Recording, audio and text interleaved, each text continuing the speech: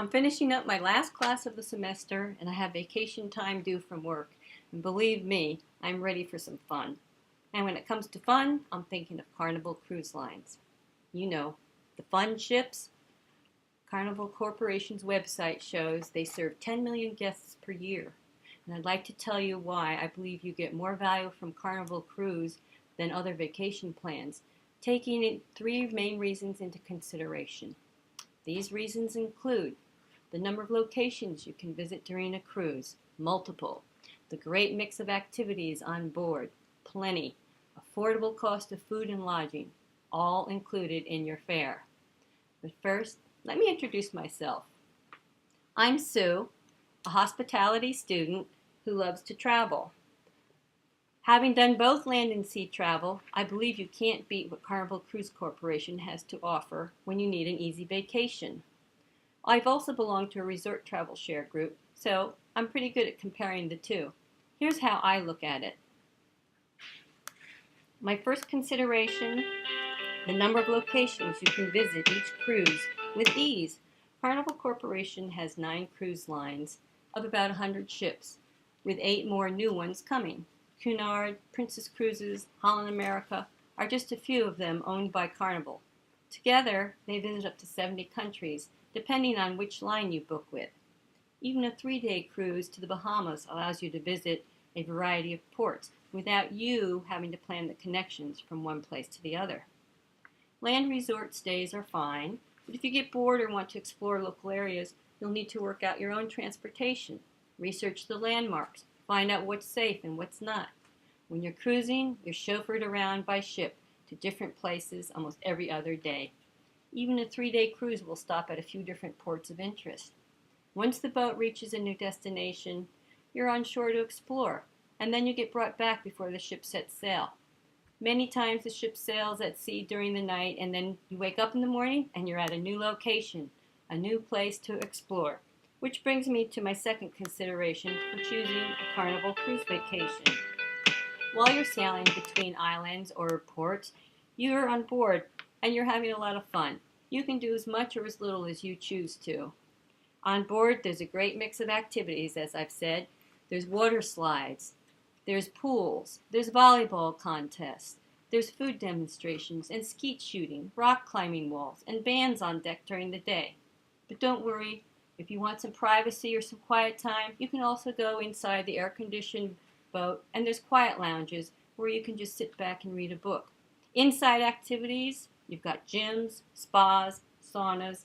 They have art shows, group games, galley tours, tours of different parts of the boat, and casinos even. At night you have free stage shows, there's dance clubs or piano bars, and of course, the Midnight Buffet. The Midnight Buffet brings me to my third consideration for choosing a Carnival cruise vacation, and that is the affordability of food and lodging, all contained in the fare that you pay to book. Breakfast, lunch, and dinner, along with mid-afternoon food spreads, snacks, and midnight buffets are all included in your booking cost. There's international food stations during the day, hamburger grills, sandwich counters, or you can go back into the dining room and have a sit-down air-conditioned lunch. Dinners are usually full service, sit-down, white linen tablecloth, wonderful menus, and now a lot of celebrity chefs are becoming part of the cruise industry.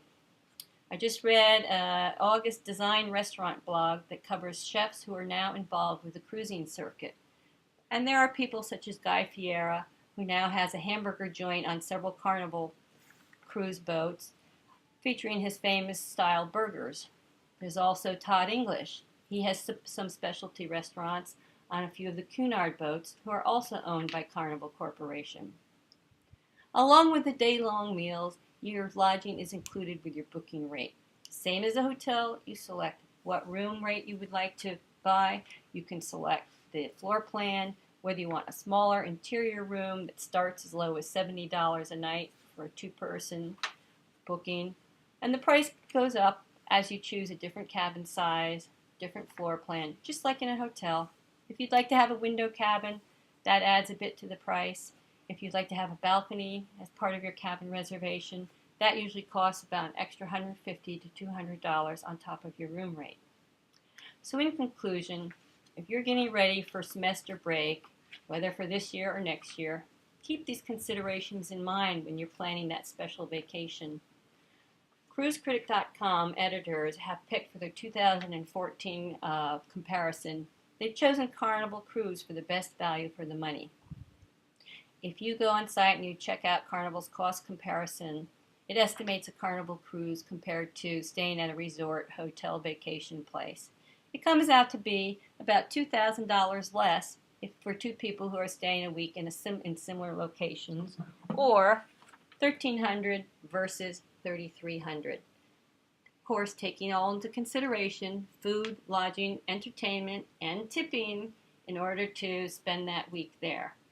Now, I know this is presented by Carnival, so they're presenting it in the best light in their favor, but do some research on your own. Verify if this is accurate or not. Check out some of the reasons I've just mentioned why Carnival Corporation gives more bang for the buck. What other hotel serves 10 million guests annually? After reviewing my considerations and doing a little research, you may want to be one of their guests too. And I know I'm going to be one of Carnival's guests in the very near future. Ta-ta!